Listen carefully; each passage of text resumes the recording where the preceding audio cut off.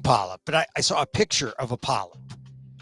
And if you've ever seen a picture of a polyp, I guess it just depends on your orientation. Not sexual, but I guess gastroenterological or something.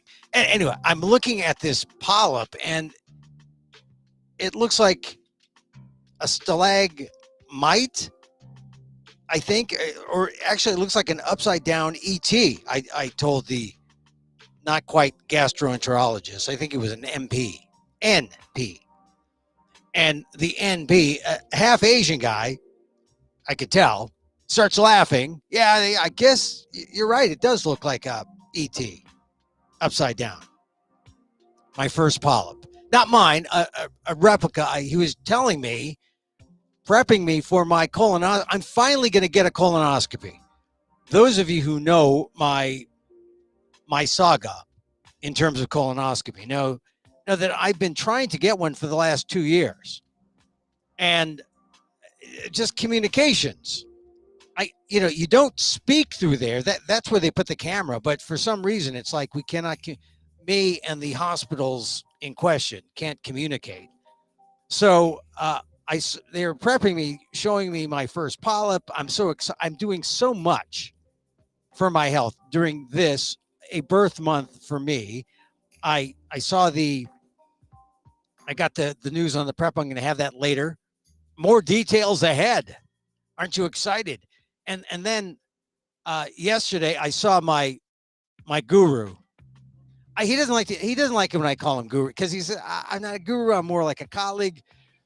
But he's not even a colleague. I mean, I've just been doing my meditation stuff for like 2.5 years.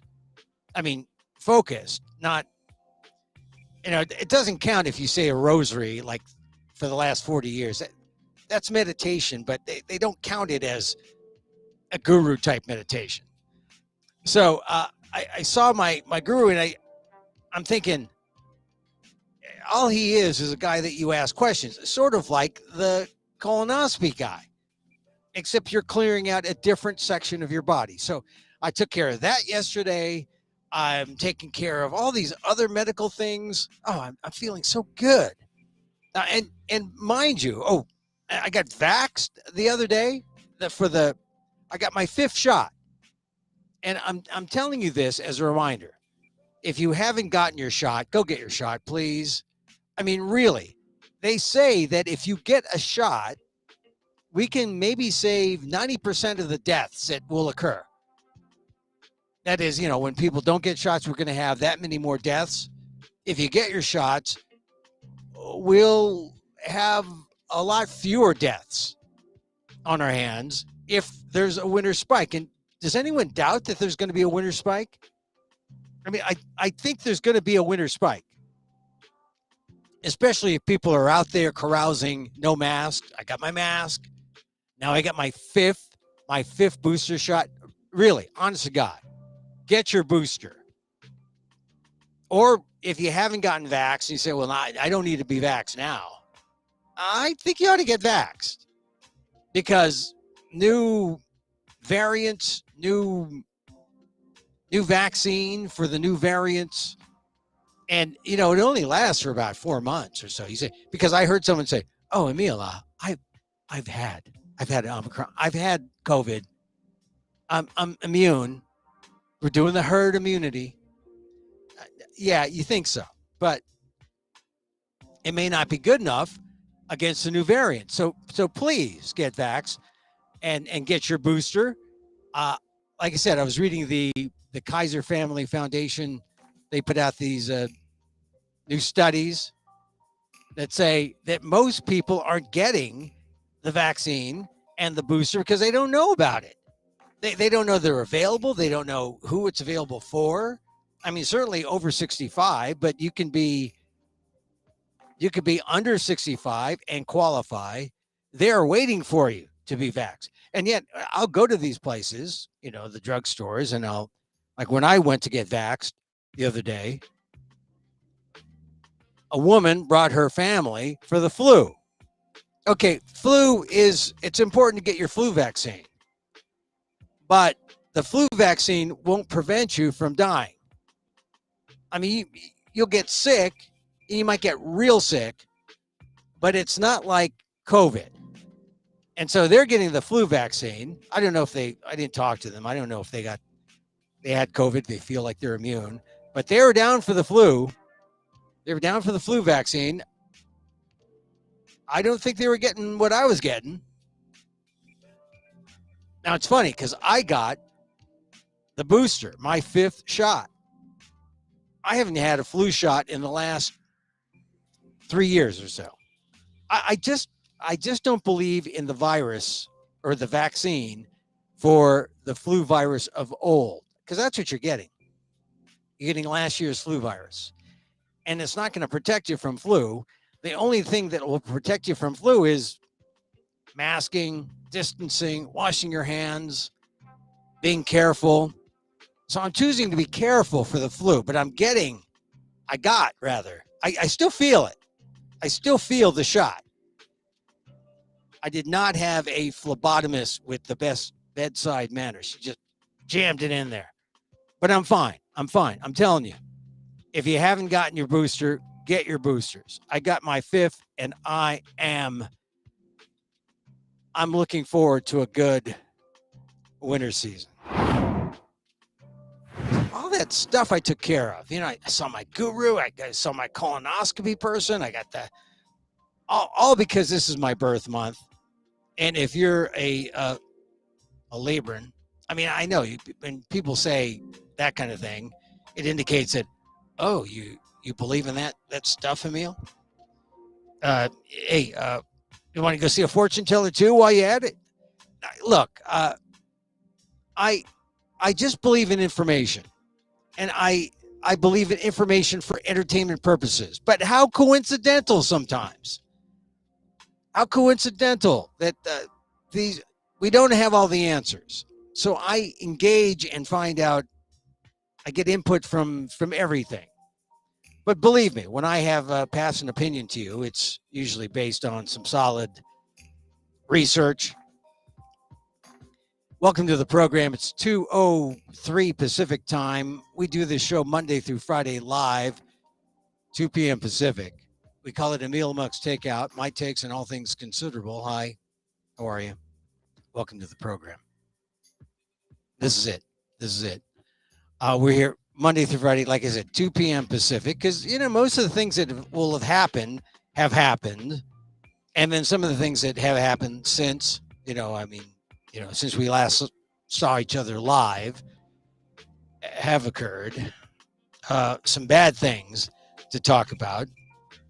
But first, let us begin talking about DACA, the Deferred Action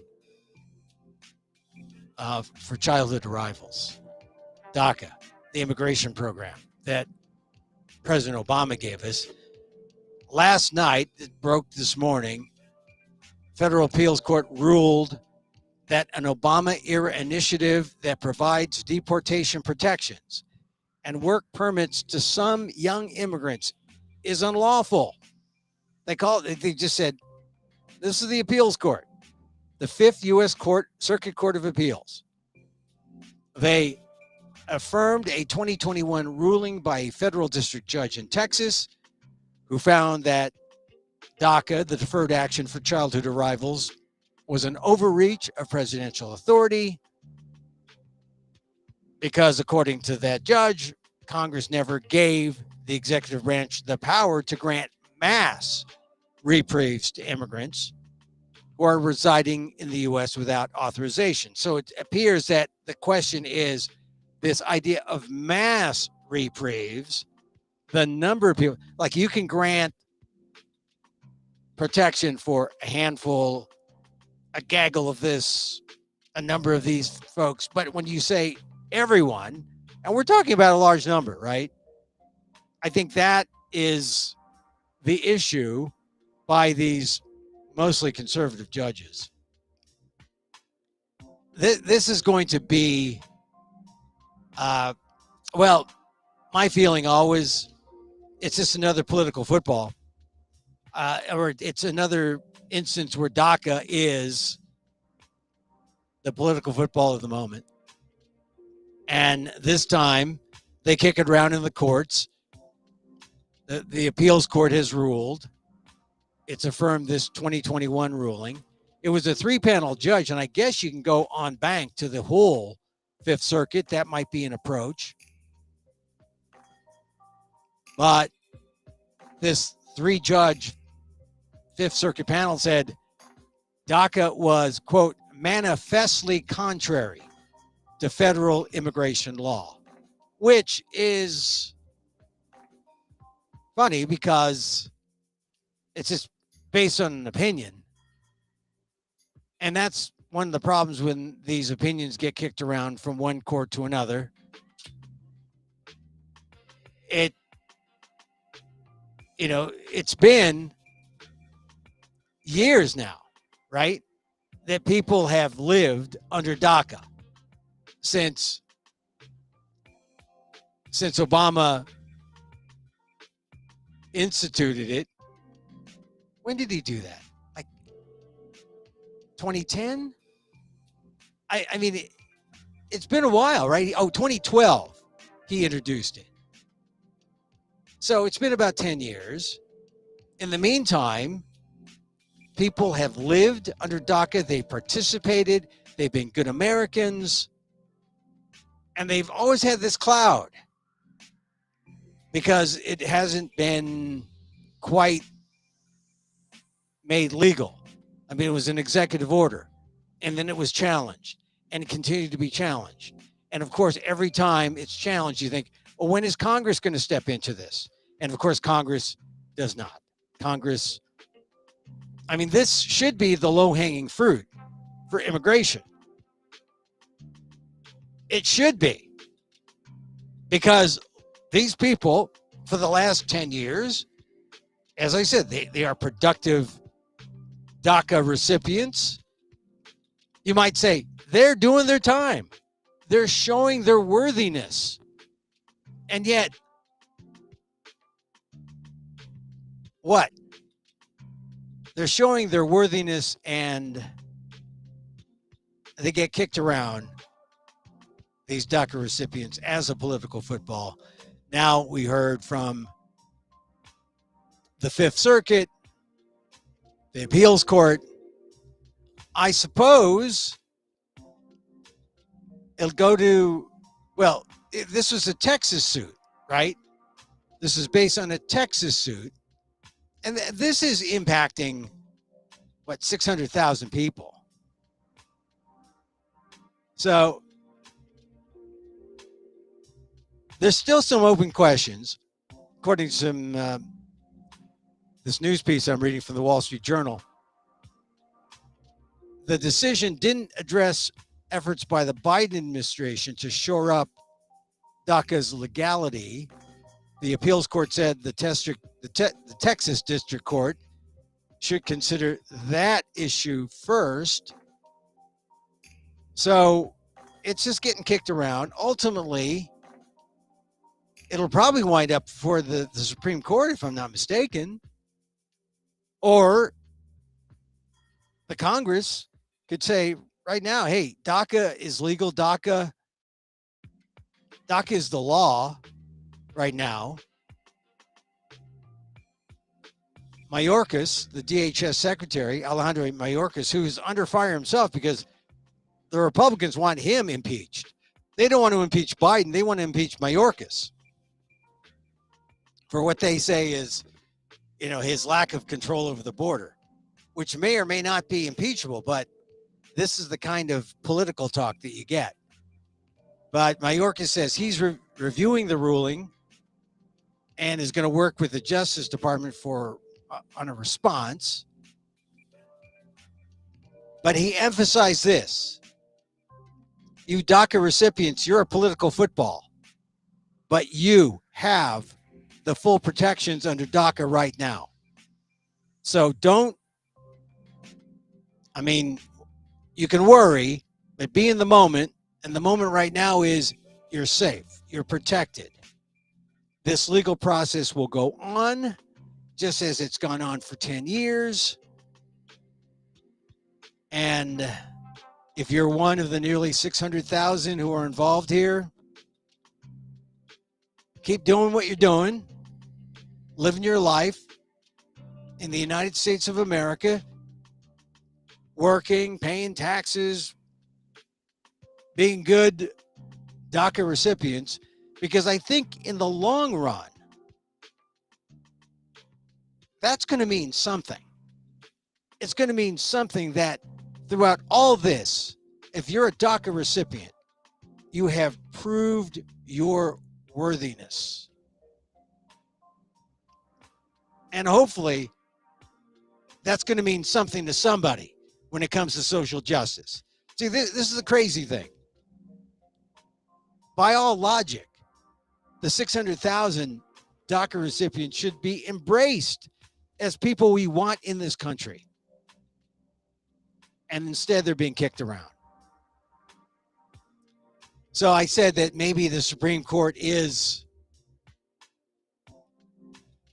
an ultimate step here, but the Supreme Court in 2020 did rule a 5-4 decision. They rejected the Trump administration's attempt to cancel the program, saying it hadn't offered adequate reasons for rejecting it because it was based on that Texas suit, right? And so they kicked it back to the lower court. Now the Supreme Court has changed, so who knows? They probably could, a 5-4 decision in favor of DACA probably could be 6-3 against, because the justice didn't rule on the legality of DACA itself. They only ruled on, Texas's right, or their complaint about DACA and their challenge of DACA. So the best thing, if you're a DACA recipient or know someone, your protections are still intact. But for how long? Unclear. But DHS Secretary Alejandro Mayorkas said today that they're reviewing the ruling. They're going to get with the Justice Department on a response. Current DACA recipients still enjoy the protections. Just keep doing what you're doing. I think ultimately, the strange thing is that a lot of these people who are DACA recipients are now in their 30s, right? Maybe some are as old as 4. They're productive adults in America. If it were up to me, you have proved your worthiness. At some point, logic and rationality will have to prevail, because right now we are in the illogic of politics, the illogic of partisan politics. Stay the course, DACA recipients. Unfortunately, America still needs you, wants you as a political football. They don't realize your true value as honest to God American citizens. But that is a problem. That is a problem. The crazy thing is that they released a poll out today. And the polls, CNN had a poll. And me with polls. This is why I call this show WDAAT. What does an Asian American think? Because what does an Asian American think? And most of the times these polls don't tell you what Asian Americans think, because they're so general. They don't have enough of a sampling of Asian Americans. But here are the top issues. I think this is important when it comes to the midterms and comes to anything political. The top issues among likely voters. They did it in 2 states. In Arizona and Nevada, it's 39% economy and inflation. In Nevada, it's 44% economy and inflation. And the reason why these 2 states are indicators, well, they happen to do these 2 states in this sampling. But the next highest issue in Nevada, after 39% economy and inflation, was 18% abortion. 12% voting rights and election integrity, and only 12% immigration. That was in Arizona. In Nevada, it was 44% economy and inflation, 44%, and then 14% abortion, 10% voting rights and election integrity, and 8% immigration. 8%. That's where DACA would fall. In other words, no one seems to care about these other issues compared to the economy and inflation in terms of likely voters. And that's sad because all those other issues are important. All those other issues are reasons why you'd look at a candidate and say, what the heck are you doing? Do something about the economy and inflation, not about abortion, not about voting rights, not about immigration. And I think this is bad, especially for what happened today. Is bad for Democrats, considering that OPEC is saying they're not going to pump out oil, and the U.S. is going to have to find out some kind of emergency way to deal with that shortfall at a time when gas prices are rising. I know the national trend is gas prices are falling, but not in California. I try not to buy much gas. I consolidate my trips, and I think the last time I paid for gas was like $6. I think it's gone higher. There's some places that are paying $7 or more, $7 or more for gas in California. This is scary because people tend to like to vote their pocketbooks. People tend to look at that and say, yeah, I'm going to go with the guys who are going to help me. It would be short-sighted because they might help you in terms of gas prices, but what are they going to do with some other things like abortion, like voting rights, like immigration? All those things count too, maybe more. But gas prices and inflation, I always say this, try to consolidate your drives, fewer trips, bunch your trips together. Heaven forbid, but maybe it's time to consider carpooling. If that's possible. Like I said, I tend not to drive at all. I'm kind of surprised. I'm not driving hardly much at all. But so I consolidate the things that I do. If I drive into the city, if I drive Sacramento, anywhere, I try to consolidate. That saves money. Certainly have an electric car, that helps. I would do this also. If you look at the inflation rates and you see where the spikes are, grocery prices, the things in your food basket, I would do this. Consider the vegan diet. I know some people say, veganism, Emil, come on. No, veganism could be the way to go about cutting back on food costs. Look at where the price rises are. Dairy, cheese, eggs, meat, anywhere from 15 to 30%. Cut back on dairy, easy. Soy milk, you ever hear that? Cut back on cheese, don't eat cheese. There's vegan cheese. Cut back on meat. Oh, come on, Emil. Meat's just as expensive. Now, there's some inexpensive meat substitutes. These people aren't sponsors. I get no cut on this, but there's a thing called Butler's Soy Curls. Butler is the brand. Soy curls are the thing. The greatest invention in fake meat, in my opinion. Go vegan, eat a lot of vegetables. You've reduced the increase on your food budget by, well, if you cut out all the things that are going up by 10, 20, 30%, that's a savings to you. And you save on healthcare as well. That's all I got in terms of suggestions on how to deal with inflation and gas prices right now. I know long-term, we need a better fix. We need to go to renewable energy. We need to go to electric cars. I don't know, maybe Elon Musk and his batteries. Maybe there's something there. in terms of going wide scale electric. Well, we got to start looking at that, because if we're going to rely on the gas and oil industry afar as imports, that's no good. And if you go with gas and oil here in the United States, it might mean tapping into reserves that we may be unwilling to do, unless it's an emergency, I suppose. But I didn't think a lot of people would say this, but I hear a lot of people saying nuclear energy. This is one of the things. And electric cars. Look for it.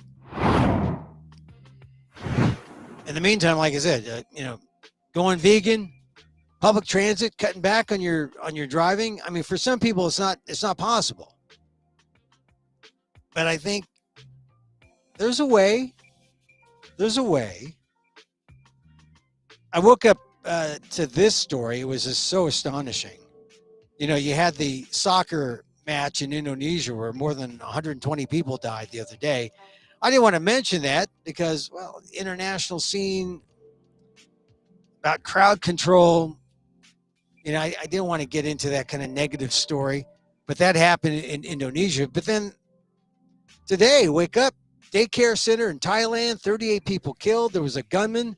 What bothers me is when people start using the term Amok, A-M-O-K, in a kind of, I think, somewhat irresponsible way. I mean, there's a right-wing news platform. Their headline was "Massacre at Daycare Claims Over 30 Lives. Most Are Children as Ex-Cop Runs Amok." A-M-O-K. Amok. That's the word I use. I use it as a metaphor. I use it as a metaphor for my explosion of opinion and thought, my expressive explosion of opinion. But now the way they're using it as a descriptor, Amok, A-M-O-K, is it's a psychological malady. It's in the DSM-5. To be thrust into a murderous frenzy, maybe, but it's a term that unless you diagnose somebody, you shouldn't use it to describe an ex-cop who has just seemingly massacred over 30 people. And at least 22 of them were children. But it's sad. So you shouldn't use Amok in a clinical kind of way or to describe a killing. You can use it as a metaphor, yeah. And I bet you if you Google and see how many times people have used Amok to describe this gunman in Thailand, in the northeast part of Thailand, the Nang Bua Lampu in northeast. Panya Kamrap, a former policeman, had a drug problem. He had a shotgun, a pistol, and a knife. He shot adults, including an 8-month pregnant woman. And then he started stabbing children. A sad story. I'm only mentioning it because this is one guy, 38 people killed. And clearly he has some kind of issue. Could be drugs. Apparently he was in court earlier in the day on drug charges. Got agitated and then he went off. Killed himself and his family.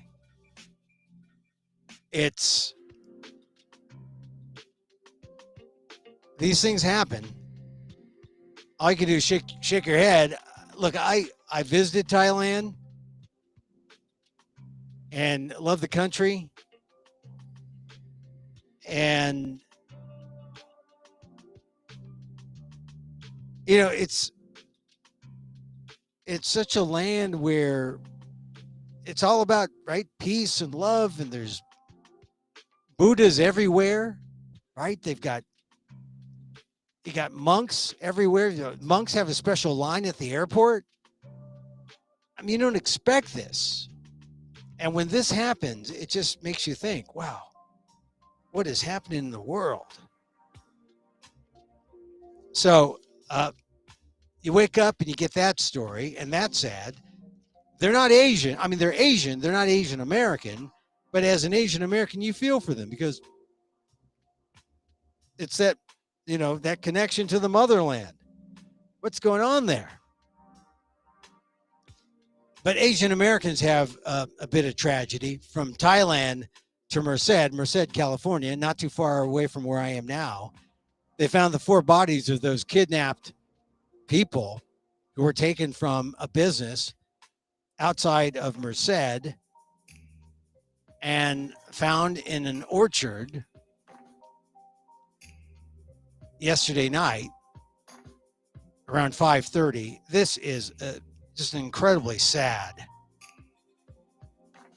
story that angered the sheriff. You might have seen the sheriff appear on a number of shows, cursing at the suspect, showing his rage. I don't think he was faking it. I mean, the sad thing about this story is that we know about Asian American victims because we have lived in this era, right? We have lived in this era of Asian American victims because of hate, because of the scapegoating by the president of the former president of the United States. 11,000 instances, right? We're used to seeing this kind of thing. And that's why it was all connected with Stop AAPI Hate, right? But now we're beyond Stop AAPI Hate. Now we're just into Stop Hate. I mean, this is really incredible when you think of it, because what are you dealing with? You're dealing with 2 brothers who ran a business, a mother, they're 8-month-old. They were all taken from this family business. They ran some kind of trucking concern in Merced. They're Sikh Americans. They're immigrants or from immigrant heritage trying to make their way in America. And, you know, for the Sikhs have discovered trucking. I don't know if you've spent any time in this California Central Valley, but the Sikhs they're trucking. They represent trucking in the Central Valley to a large degree, much more than you would think. And you see turban drivers, they have controlled a good part of the trucking business. So this has become a cultural thing, right? For the Sikhs to go into transport, logistics. You had Jasdeep Singh, 36. You had Amandeep Singh, 39. They were brothers. They're involved in this business. You had Jasleen Kaur, who was the wife of Jasdeep Singh. And then you had the 8-month-old, Aruhi Derry. 8 months old. They were kidnapped early in the week. They were found on Wednesday night. And they were found relatively close together, according to the sheriff, Vern Warnke, who's a kind of a Wilford Brimley type, if you've seen him on TV. kidnapped at gunpoint from their business. They operated just off Highway 59 in Merced, just south of there. There's a 48-year-old suspect, Jesus Manuel Salgado, who's in custody. And Warnke said, there's a special place in hell for this guy.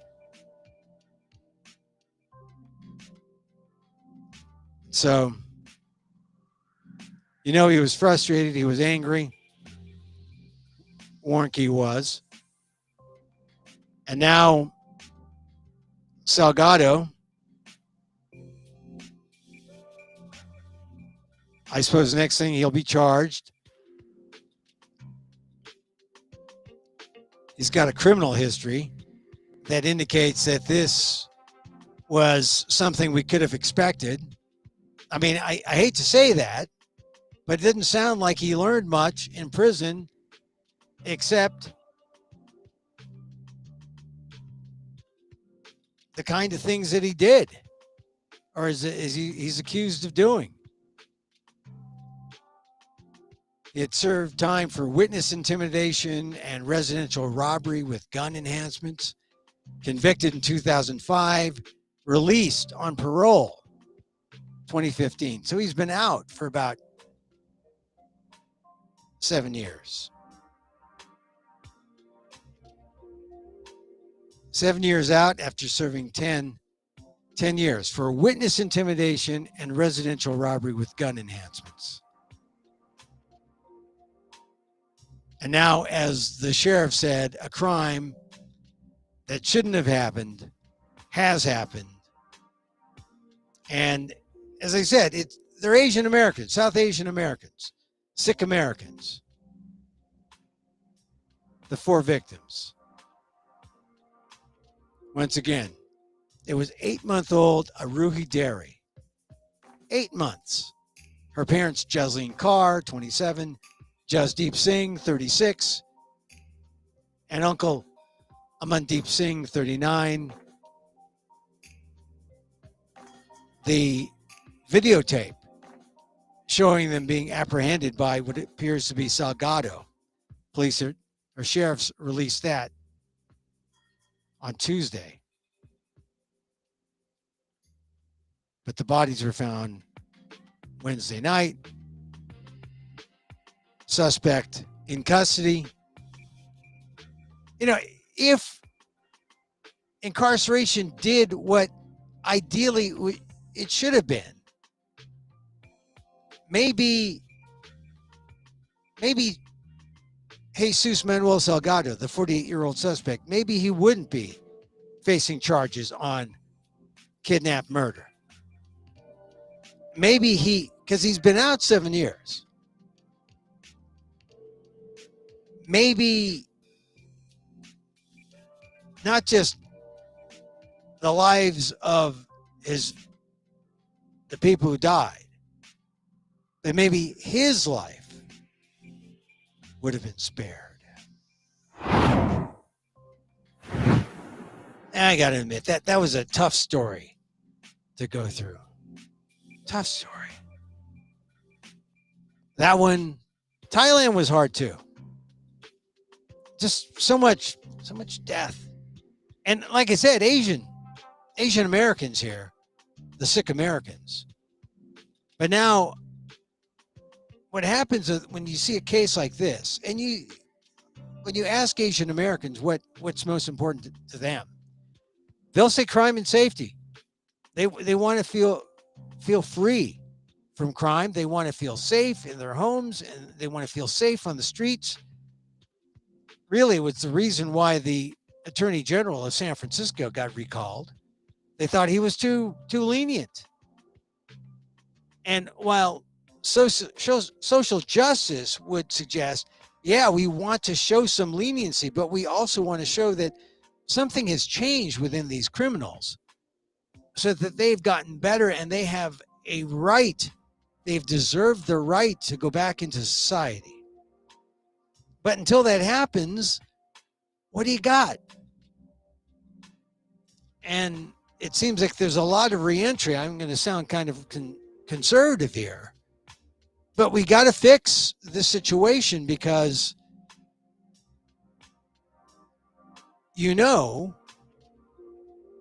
people will be thinking about this. I mean, it's no longer stop AAPI hate. It's just stop hate. There's a lot of hate. We have to learn how to deal with that.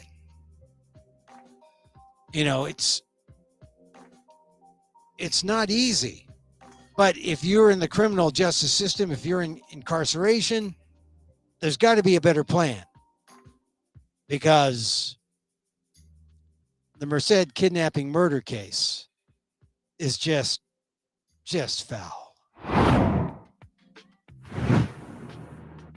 All right, a couple more things.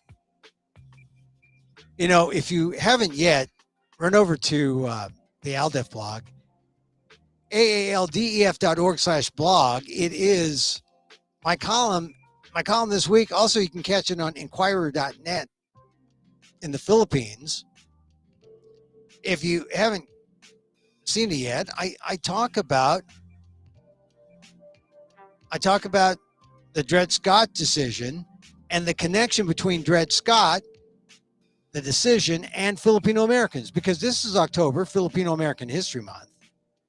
And there's a big bit of Filipino history in the Dred Scott decision. It's not automatically apparent, but that decision in 1857, written by Chief Justice Roger Taney, had its base of who is a white master, or what is the race of a white master.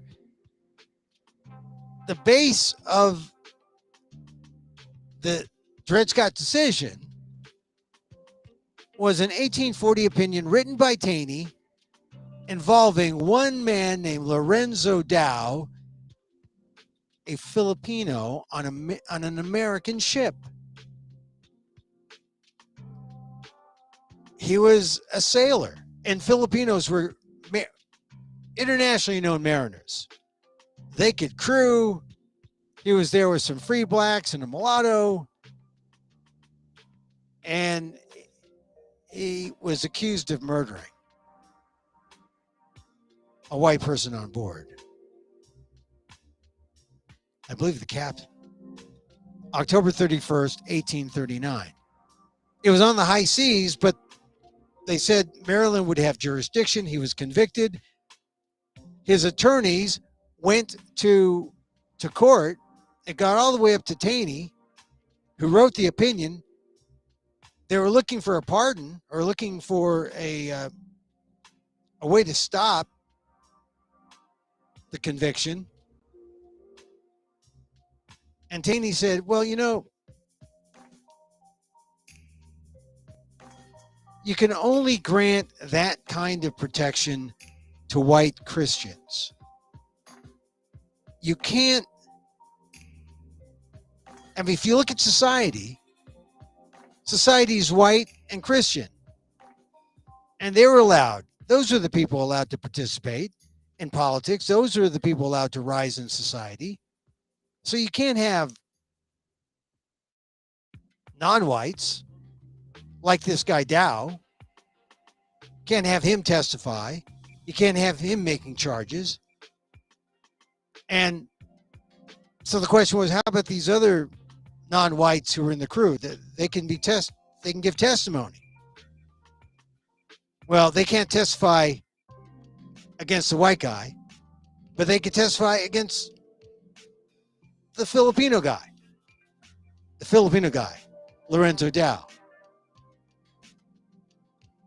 Because Lorenzo Dow was a Filipino.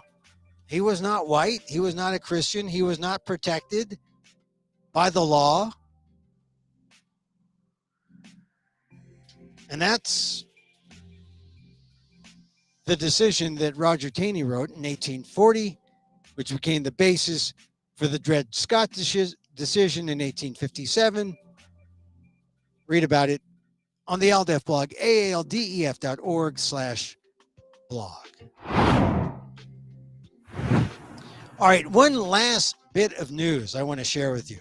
The Nobel laureate for literature was announced today, and I want to get her name right. Certainly. Oh no! Before I do that. Oh yeah. All right, I'll do that. Annie Arnaud. Annie Arnaud. She's a French writer, and do you know her? I mean, most people would say, "Oh, not exactly." I mean, that's the thing. But she won the Nobel Prize. She's 82, French writer. Some of her work has been translated into English. Some of her work is available on Kindle. She's a memoirist. She writes autobiography. I guess you could call that memoir, although there's a difference between memoir and autobiography. Autobiography is the whole thing.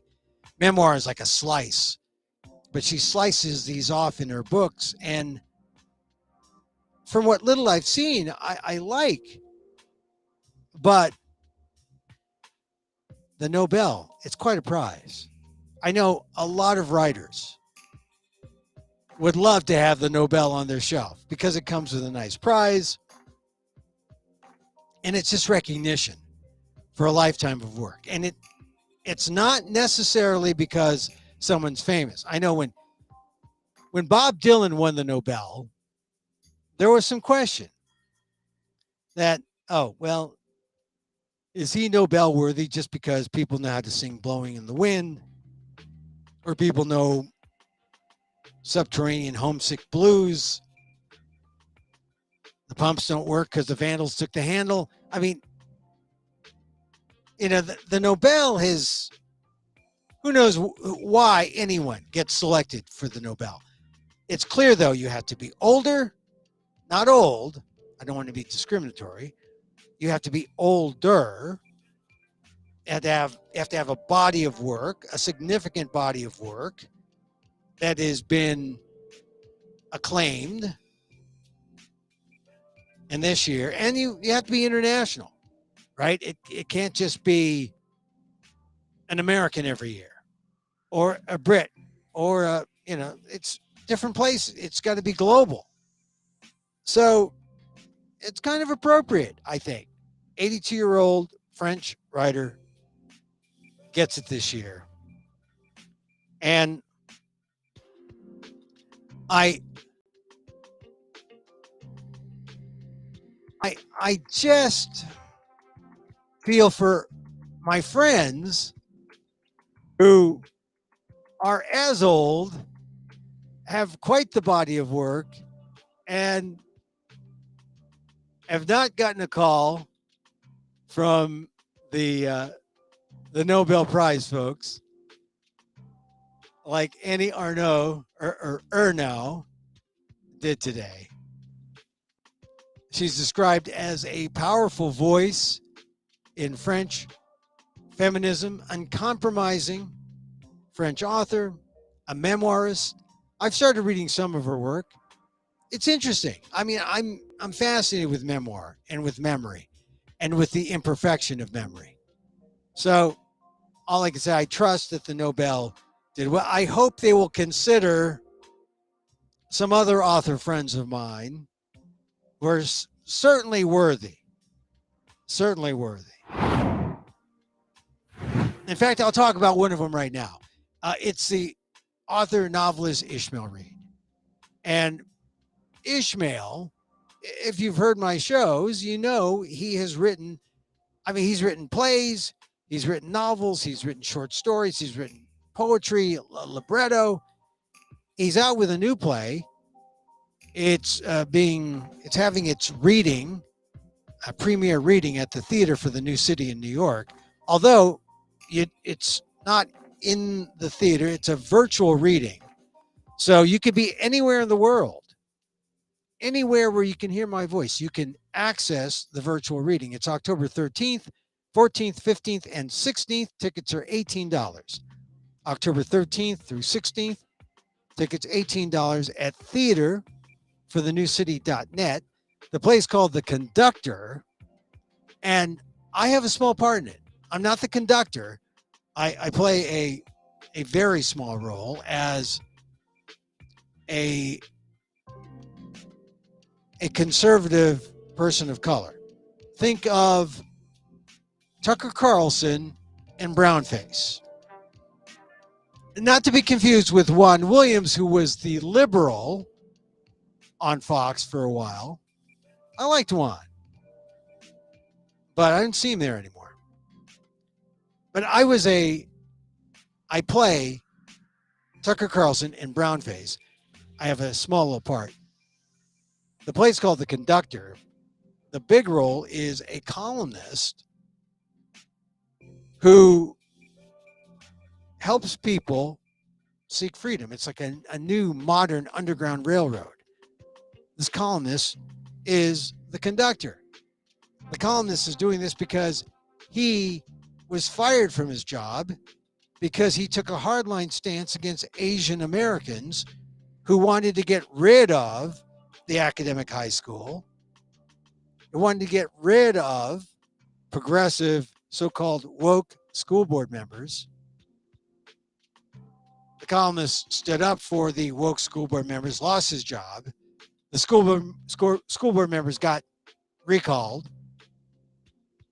in an effort led by Asian Americans like a fellow fictional name, Shashi Parmar.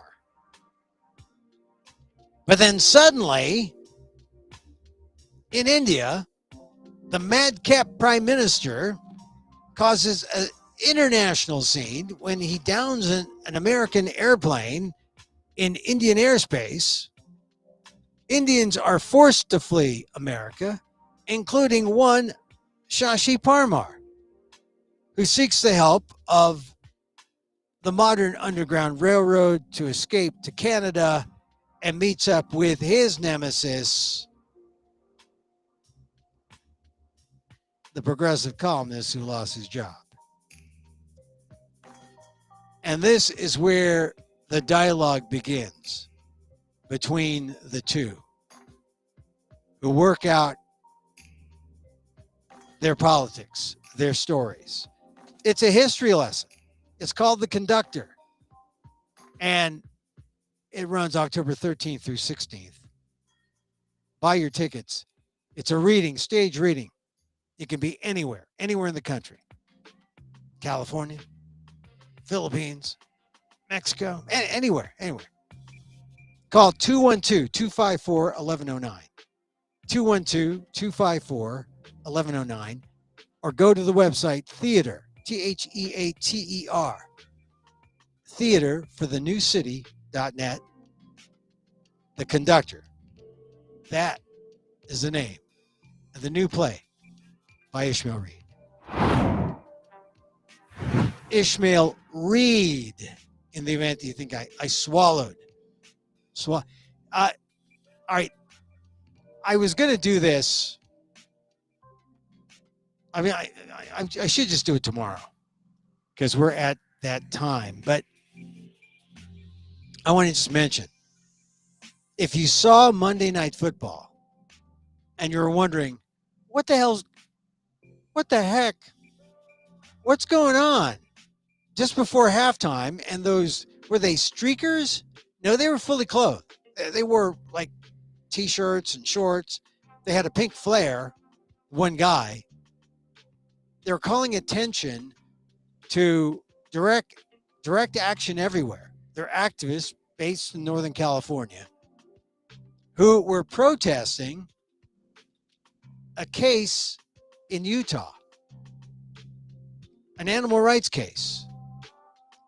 And turns out there are whistleblowers who are facing felony charges and imprisonment for rescuing factory farm piglets from the cruelty at a factory farm. That's what those people were racing out in the football field for. And you may have seen it, right? They cut away censorship. Why? I don't know why they censor, but they do. But you should know about this because in Utah, and I hate to say this, but the Attorney General there, Sean Reyes, he is covering up animal cruelty when trying to bring this case against the two whistleblowers, Wayne Shung and Paul Darwin Picklesheimer. There it is, Shung and Picklesheimer. That's diversity. Wayne Shung, an Asian American. I don't know about Paul Picklesheimer. They're both of Direct Action Everywhere, DXE, a global network of activists. They both face felony burglary and theft charges that could get them 10 years in prison. And what do? They went into a factory farm in Utah just to document the conditions of pregnant pigs.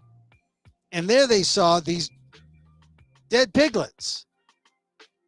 They saw what was happening to them. They tried to save two of them. As they left, that's when they're up for these felony charges. I'll explain the case tomorrow, but think about that. These people can be are facing like years in prison by showing some compassion to piglets.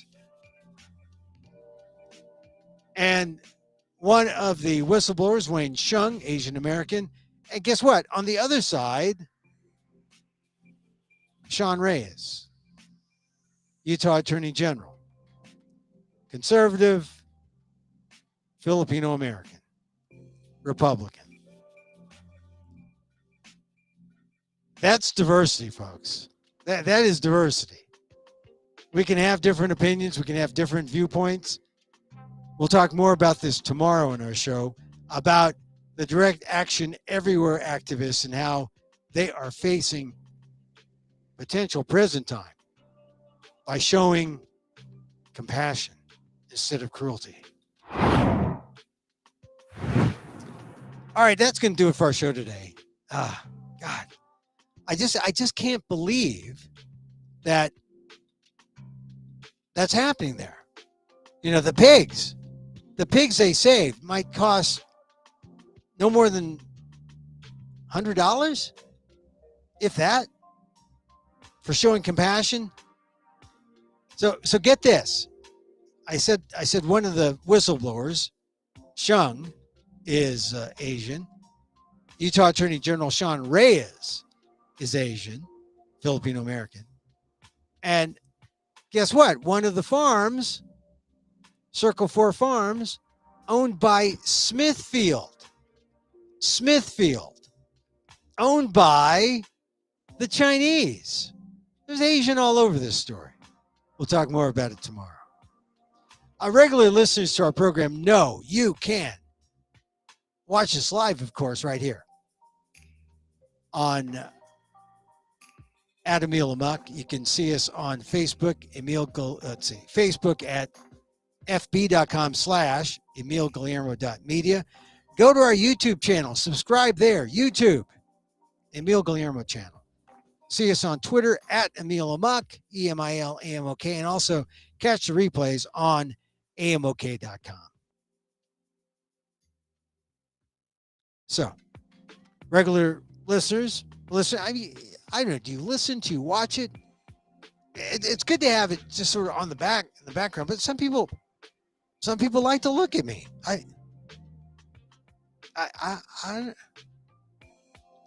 But I mean, if that's your preference, yeah, you can watch it. And if you're online, you can chat at me and say, Emil, Smithfield Farms owned by the Chinese? Yeah, they are. All right. We always like to end our show with a little loving kindness meditation, because loving kindness meditation cuts through the shame, gets past it, helps us stand up, face whatever we fear by applying a sense of love, offering it up, and it comes back to give us love. It's helpful. And so, oh, by the way, Herschel Walker. I'll talk about Herschel Walker tomorrow. Another thing came up. Not only did he pay for an abortion that he says he didn't pay for, but the woman had another baby. So he's kind of a recidivist of sorts. Herschel Walker. I'll tell you why that's an important case tomorrow. And so, back to loving kindness. The loving kindness meditation. As I wish for me, I wish for you. May you be safe. May you be happy. May you be healthy. And may you live with ease. Emil Guillermo here, back again tomorrow, 2 p.m. Pacific, live right here. Till then, mahalo